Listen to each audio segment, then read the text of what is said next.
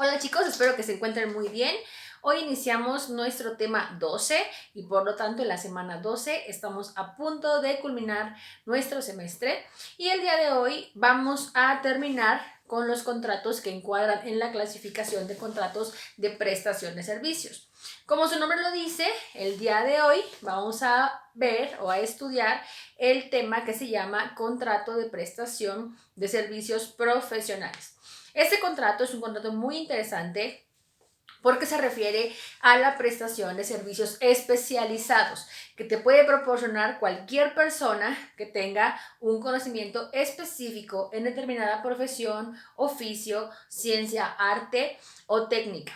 ¿Por qué les digo esto? Porque cuando a veces pensamos en la palabra profesional, cerramos nuestra mente a pensar que solamente se refiere a alguien que obtuvo un título derivado de una carrera profesional o de una carrera universitaria, y esto no es así. Cualquier persona que haya estudiado un oficio o que tenga experiencia o pericia en la prestación de determinado servicio puede encuadrar en este contrato, ¿ok? Entonces, empezando con el concepto, diremos que el contrato de prestación de servicios profesionales es aquel por virtud del cual una persona llamada profesionista presta servicios calificados a otra llamada cliente, quien se obliga a su vez al pago de una retribución a la que generalmente se le llama honorarios. ¿De acuerdo? Entonces, profesionista presta servicios calificados a otra llamada cliente, quien se obliga al pago de una retribución a la que generalmente se le conoce como honorarios. La palabra honorarios viene desde la antigua Roma, en donde estos puestos o estas profesiones como abogado, médico y demás se consideraban un alto honor, y entonces a estas personas por su retribución, la retribución se le llamaba honorario o en esa época honorarium, ¿ok? Entonces, bueno, de ahí viene un poco la palabra honorarios. En cuanto a su clasificación, es un contrato bilateral porque genera obligaciones para ambas partes, es un contrato oneroso porque se refiere a prestaciones económicas, es un contrato consensual, no requiere ninguna especie de formalidad para su perfeccionamiento, y es un contrato de naturaleza conmutativa. Es un contrato de naturaleza conmutativa porque las prestaciones, ustedes recordarán, deben estar determinadas al momento de su celebración. Puede o no ser un contrato de tracto sucesivo, dependiendo del tipo de servicio que se haya encomendado. Entonces puede ser que el servicio se refiera o se agote en un solo acto, o puede ser que se refiera a un servicio o a la prestación de un servicio que se lleve a cabo a través del tiempo. ¿Ok? Ahora bien, entrando a los elementos, hablaremos de los elementos personales, reales y formales. Ustedes ya saben que esta es la estructura que le damos a nuestros temas para la mejor comprensión. En cuanto a los elementos personales, este contrato tiene una peculiaridad. ¿Cuál es? Hablamos de dos personas, ya sabemos, profesionista y cliente. En este caso, la regla general que la mayoría de los contratos siguen es que ambas partes o ambos contratantes cuenten con capacidad general para contratar. Bueno, en el caso del contrato de prestación de servicios profesionales, el profesionista no requiere ni siquiera la capacidad general para contratar. ¿A qué se refiere esto? No requiere ni siquiera tener la mayoría de edad. ¿Por qué? En México es bien sabido por todos que tenemos una ley federal del trabajo en donde establece que las personas menores de 16 años pueden ofrecer sus servicios siempre y cuando tengan el permiso y la autorización de sus tutores. Entonces, al ofrecer sus servicios o ofrecer su trabajo, estas personas no encuadran dentro del contexto de la capacidad general para contratar de la que habíamos hablado en materia civil, pero sí para la Ley Federal del Trabajo. Entonces, si ustedes contratan con un carpintero, con un plomero, con un mecánico que sea menor de edad, el contrato, no por ser menor de edad, es inválido, es totalmente aceptable, es válido, y esto es relativo a la prestación del servicio, que aquí en México, bueno, ya saben, la edad es de 16 años para poder trabajar. Por lo que hace al cliente, bueno, el cliente requiere capacidad general para contratar y obligarse, ¿ok?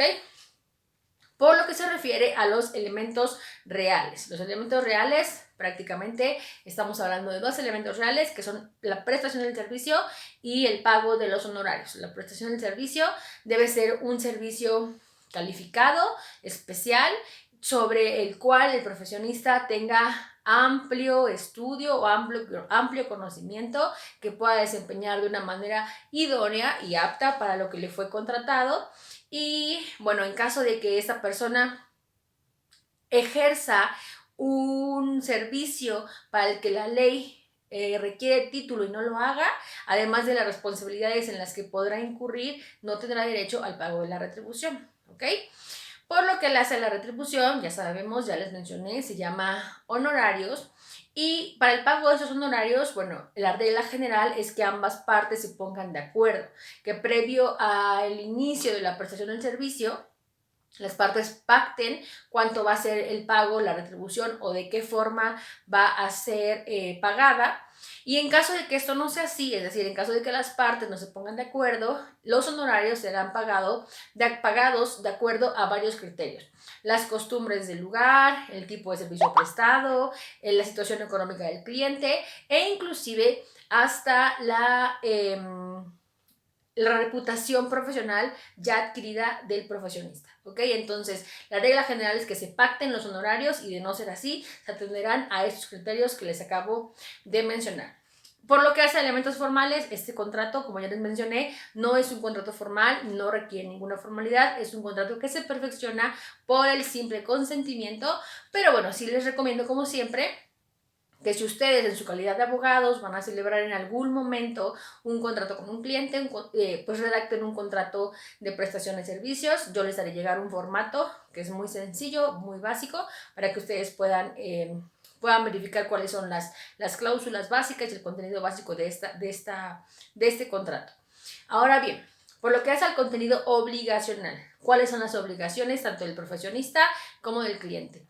Del profesionista se reducen básicamente a 3, que son prestar el servicio de forma adecuada, atendiendo a sus conocimientos, atendiendo a su estudio y a lo que le haya sido encomendado por el cliente. Después, guarda el secreto profesional. Ustedes saben que hay profesiones que por su naturaleza pues reciben confidencias por parte de los clientes, como podría ser un abogado, como podría ser un médico, en fin. Entonces, si bien la ley no lo exige, ustedes no lo van a encontrar en ningún apartado del Código Civil, sí existe un delito de revelación del secreto profesional, en donde se obliga a los profesionales, insisto, que reciban confidencias a no revelarlo bajo ninguna circunstancia, a menos que sean requeridos por autoridad judicial, ¿ok? Entonces, digamos que es una obligación que subyace del hecho de comportarte con ética de profesional, sobre todo cuando tienes una profesión o cuando celebras un contrato en virtud de una profesión que recibe confidencias por parte de los clientes. Y la última obligación sería erogar los gastos.